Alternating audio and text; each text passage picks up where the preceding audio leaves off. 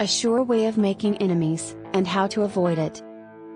Principle 2, show respect for the other person's opinions. Never say, "You're wrong." We must never tell someone outright that they are wrong. It will only serve to annoy and embarrass them.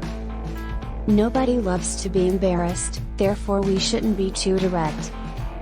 However, if we go about life continually thinking "I'm right," we automatically deem people wrong if they disagree with us. No one enjoys being incorrect. Instead, be receptive to other people's perspectives. Take the initiative to be open-minded.